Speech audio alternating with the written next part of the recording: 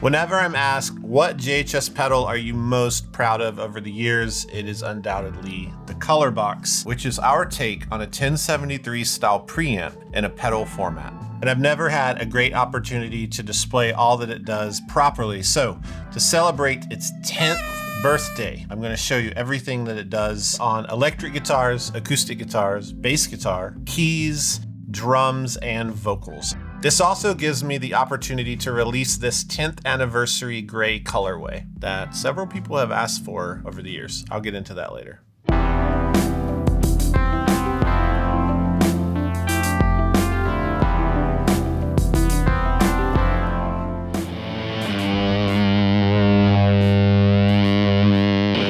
The idea for the Color Box started in 2012 when I became really obsessed with Spoon's album Gimme Fiction. I heard these guitars that were plugged directly into a console and they were distorting, they were fuzzy, and there was no amp. It was very bizarre and very cool to me.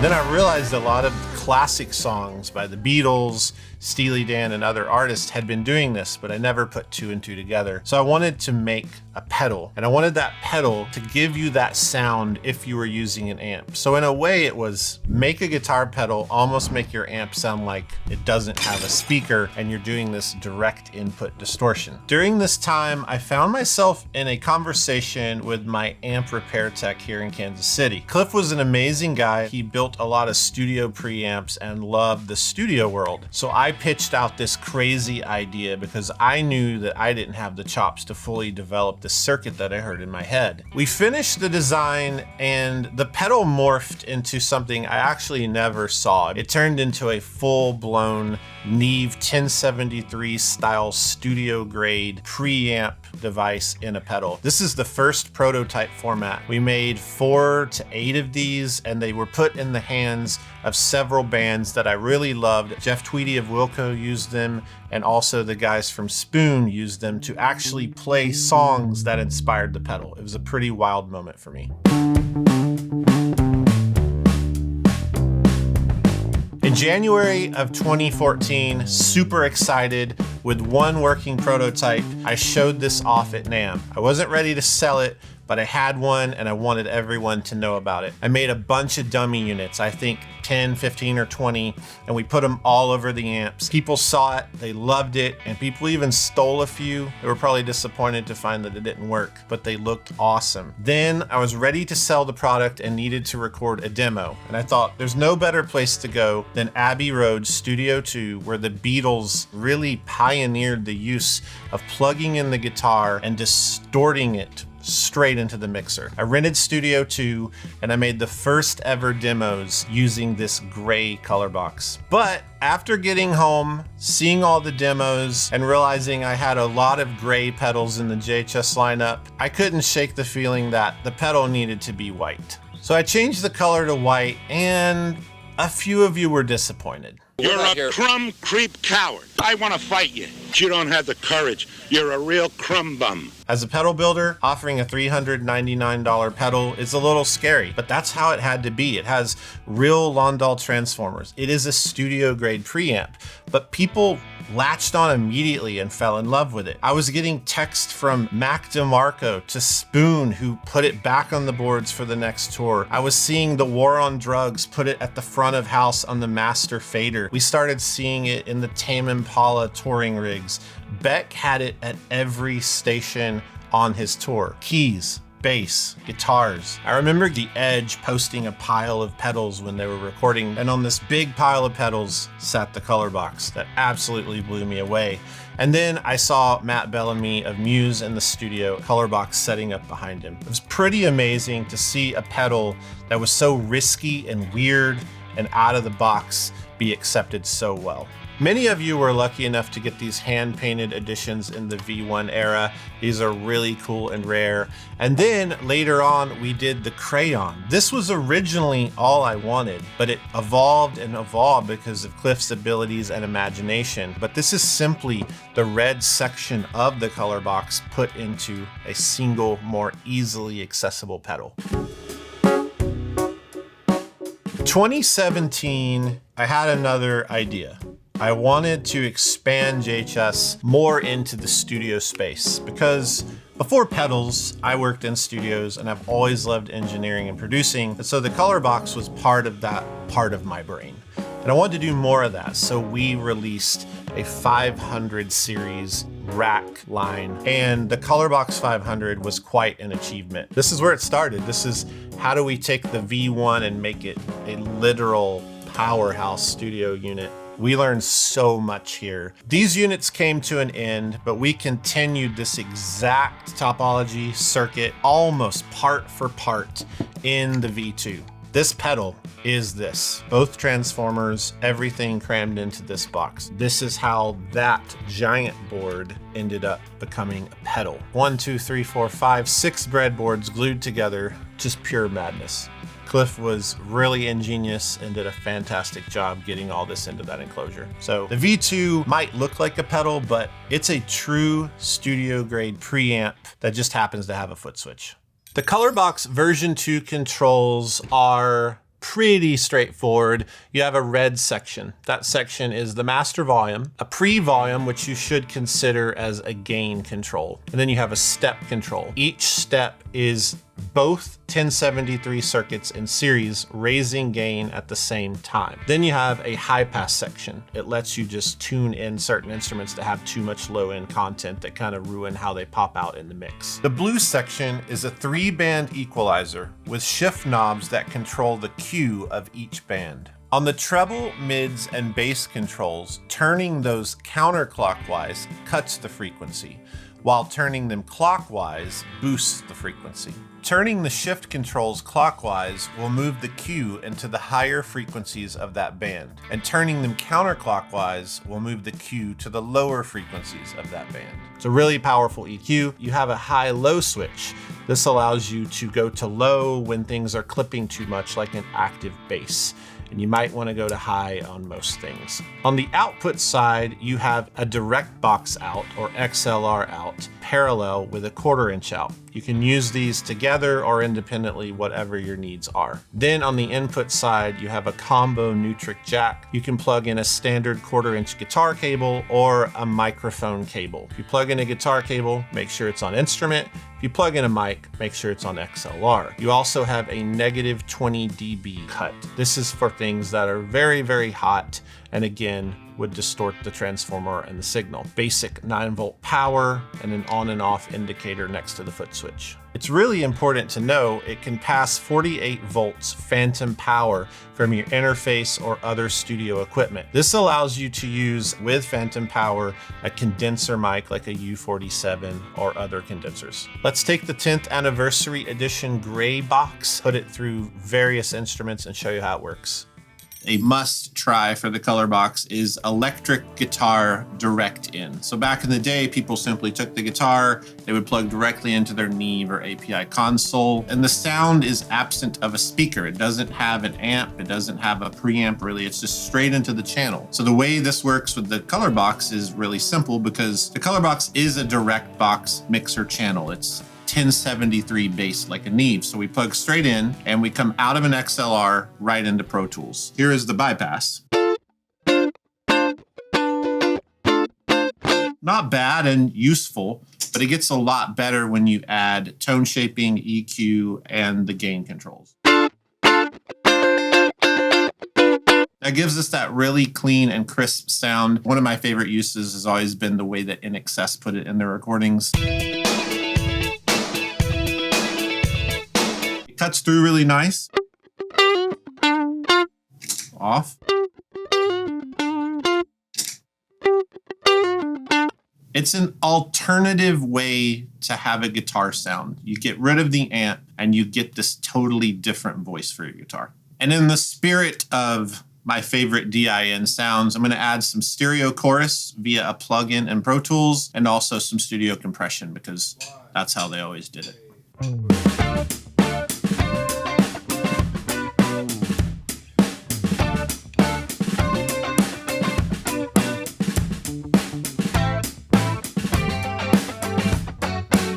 I want to demonstrate the Colorbox as a boost, overdrive, Distortion Fuzz. So I have the Kemper set with a vintage Fender Bassman, and it's on the verge of breakup. What I want to show you here is how the 5 stages work and how they relate to the pedal when we think about things like what's a boost, what's an overdrive, what's a distortion, what's a fuzz. I recommend putting your volume and pregain at noon and moving through the steps to experience all 5 textures of distortion. So with that said, I'm going to start on step 1. I have a little bit of EQ here, but it really depends on the amp you're using, so don't focus too much on that. Here's the bypass. And here's step 1.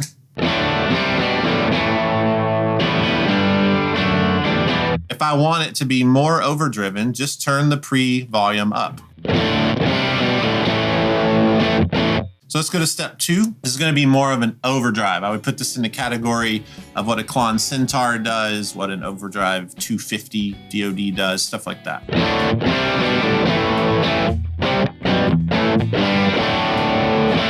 Bypass.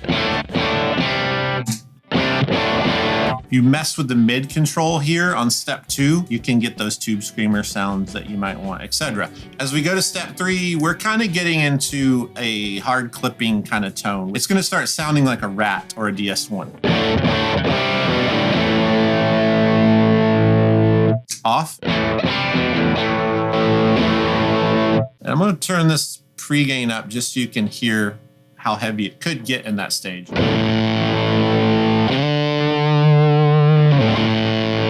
It kind of lets you turn that distortion into a fuzz, almost like a tone bender. Here's stage 4. Now we're just getting into a lot more fuzz potential and a lot more true distortion, square wave clipping.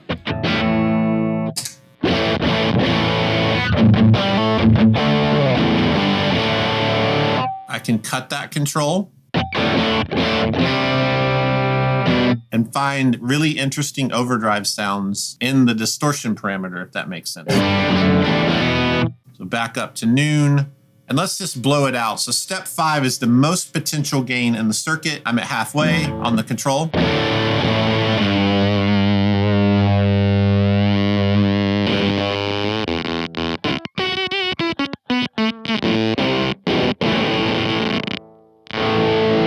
The way that works, and so that you fully understand it, is 2 1073 preamps running into each other, one into the other. And as you move the step control, both of them are here. If I go to 2, it raises to here, 3 is here, and that one in the front just starts destroying the second one. And so that's why on step 5 you have the fuzz sound.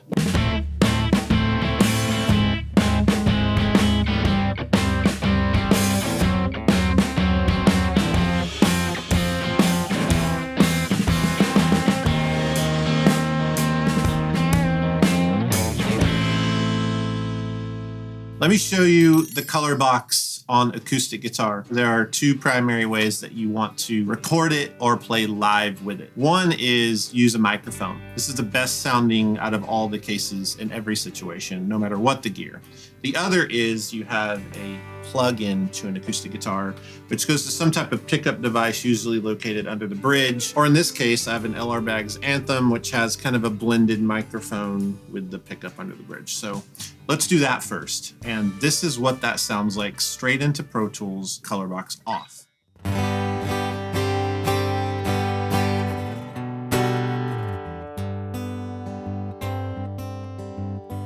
Sounds pretty good, actually. So let's turn on the color box and start shaping and use that as a direct box. We did a little bit of high pass, so that gets rid of really low rumble in an acoustic.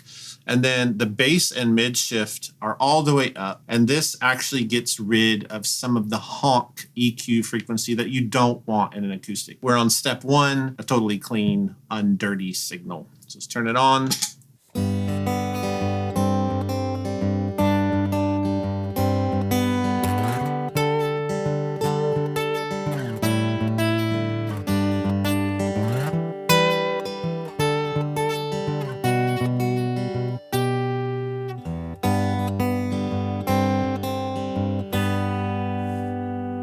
Next up is what you typically have in a studio situation, or what you at least strive for. That is a good condenser mic, pointed at the neck body joint of the acoustic. So this is a Warm Audio 14. It's kind of an AKG classic mic that you would use for an occasion like this. Here is what it sounds like straight into Pro Tools.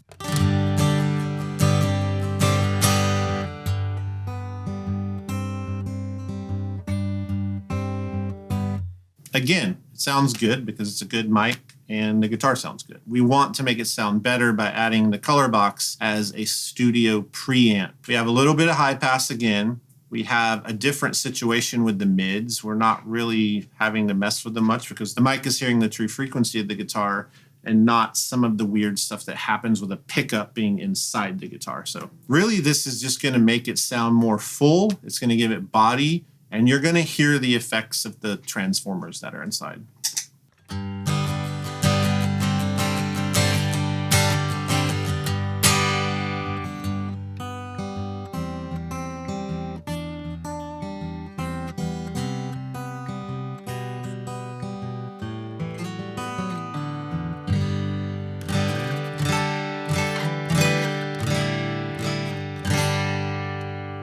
This is a classic bass DI use of the color box. I've seen more bass players than maybe electric guitar players on stage with this because it makes a fantastic put it in your gig bag, and this is all you need direct in. So we're going XLR out, straight into Pro Tools, and here is the bypass sound.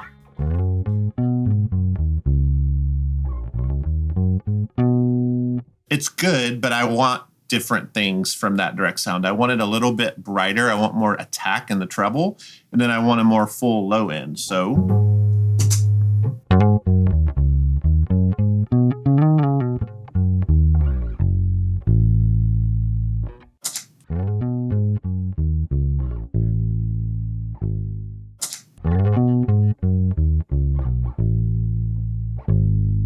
that's a fantastic DI bass sound. Let's add some drums.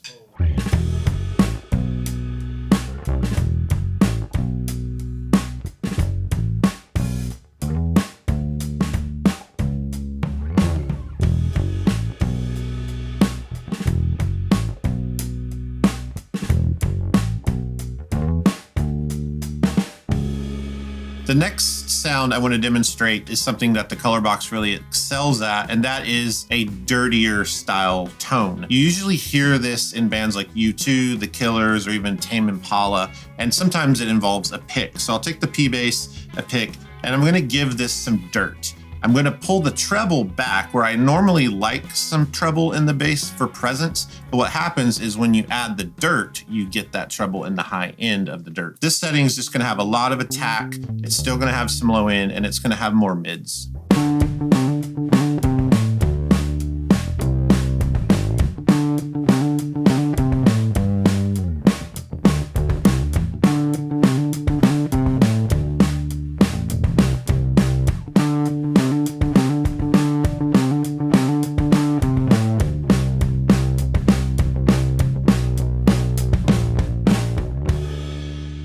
The next bass sound, I grabbed the old Epiphone hollow body, kind of go after the Paul McCartney-ish, Hofner-ish, weird Beatles-ish thing, whatever that means. I'm gonna bump the mids on this. Not much dirt, but just a little. I also am playing through an Ampeg amp plug-in on the other side of Pro Tools, so.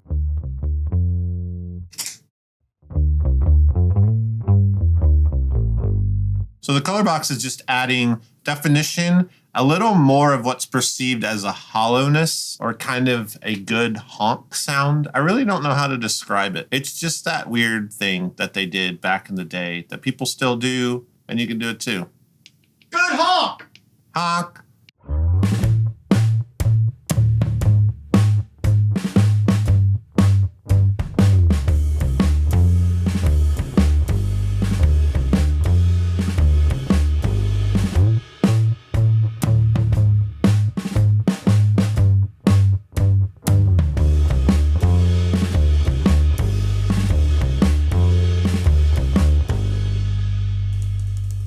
A very popular use of the color box has always been on keys. So friend Eric is here. We can actually play. I can play some of Chopsticks, but you don't want to hear that. This is a Nord very popular piano, has a lot of sounds. Let's do like a traditional piano sound. What you got here?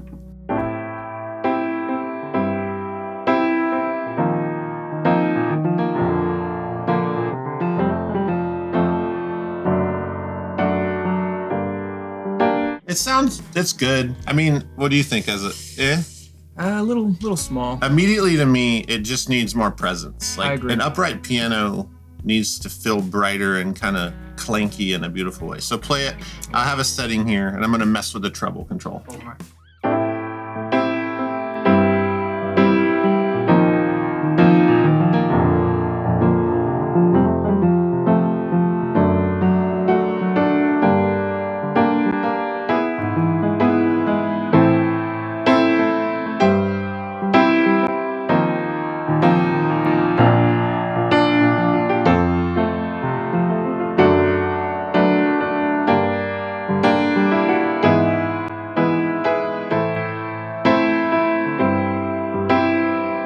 Treble makes a huge difference in this piano sound. Also the low end, play for just a second. I'm gonna move the bass.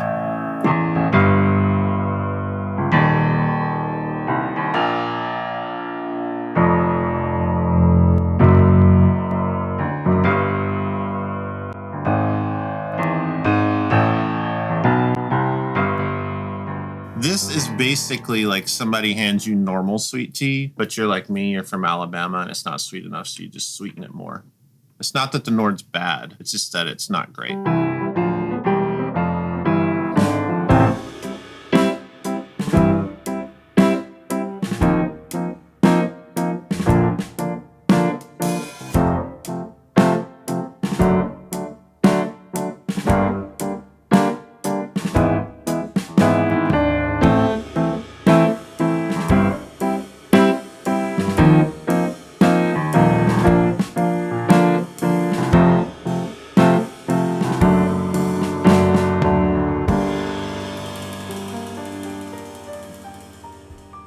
One of my favorite keys sounds is Rhodes. It's amazing. It's always better dirty. So historically, all the songs that we love with Rhodes, usually they plug it into the mixer desk, they distort the channel, and it's pretty much that simple. So that's what we're doing here. We're gonna use this as a channel strip, add some dirt, and make it more better.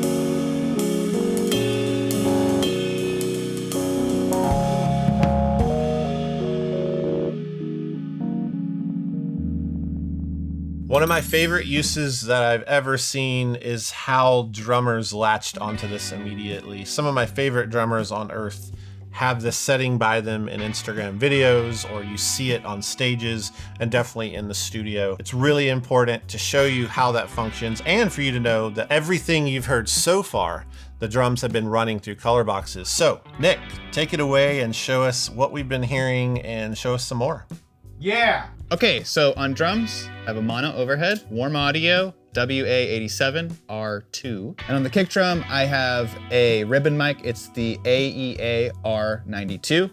And on snare, an SM7.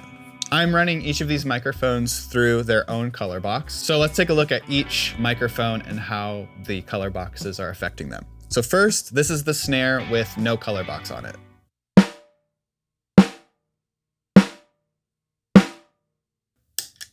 The main thing that this is doing is taking out some papery mids.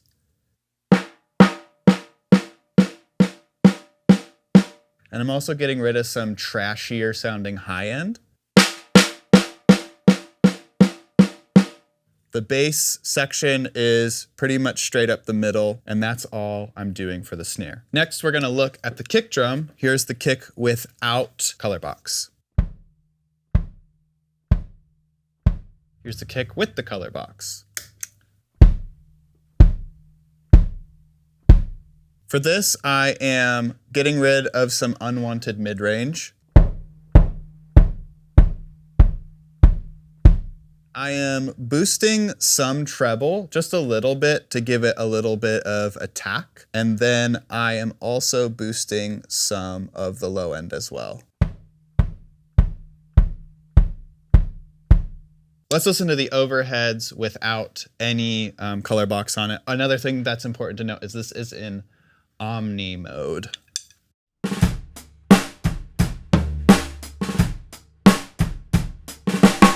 And on.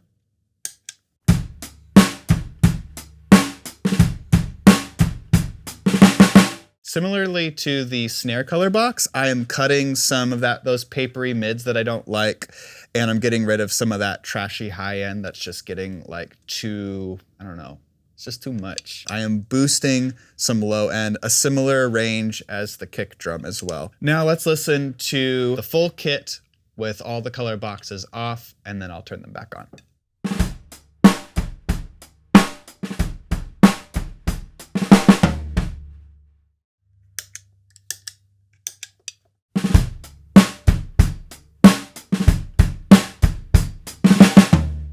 Now that I have the color boxes dialed in, I am going to add some post-processing, just some parallel compression and some room reverb to give it some space. And I'm also going to do a little bit of compression on the kick drum and the snare. On the drum bus, I'm going to use the oxide tape just to give a little more glue to the whole sound. I'll play it once without post-processing and then with the post-processing.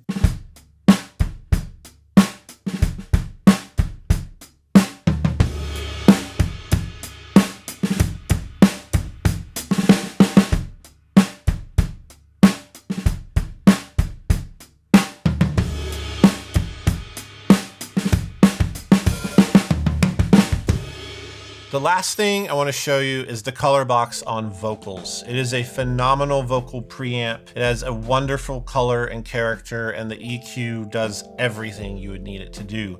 It also passes phantom power, so when you're using your interface, any mic you want to throw on the vocals, you can process through the color box. Well, they never tell you when you grow up, baby, yeah, you grow up so fast.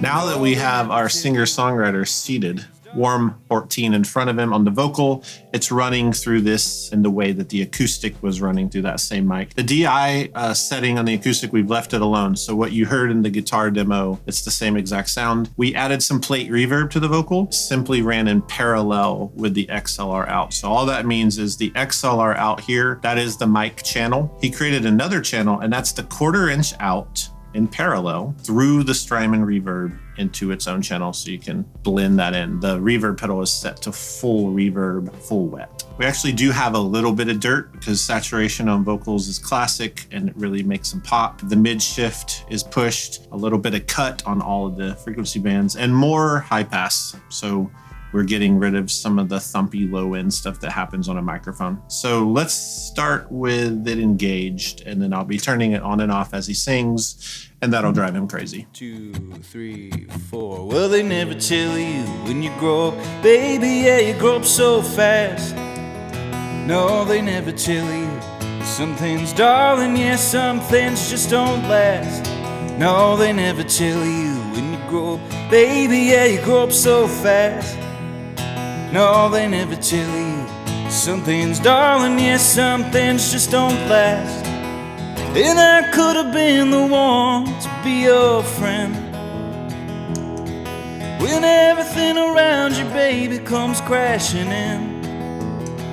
Comes crashing in. Comes crashing in. Comes crashing in. Do you have like a tip jar? Money, please. I'm extremely proud of the color box and what it has become in the guitar and recording industry. It's amazing to see that it took off and has a life of its own, and it's been used on so many records, so many shows, and it's helped create so many different things for so many musicians. This 10-year thing is a big deal, and again, to celebrate it, we have this 10th anniversary Gray Edition. It's available until the end of 2024. It's not limited in quantity. We'll make as many as people order, but we will stop making these in December because the 10th year anniversary will be over. Thanks so much for an amazing 10 years and giving this color box a chance. Let me know in the comments if you've ever seen it in one of your favorite players or musicians' rigs, what your favorite use of it is out in the wild, and then even in today's episode, what really impressed you and maybe where you would want to use it on your own. Have a wonderful day and see ya.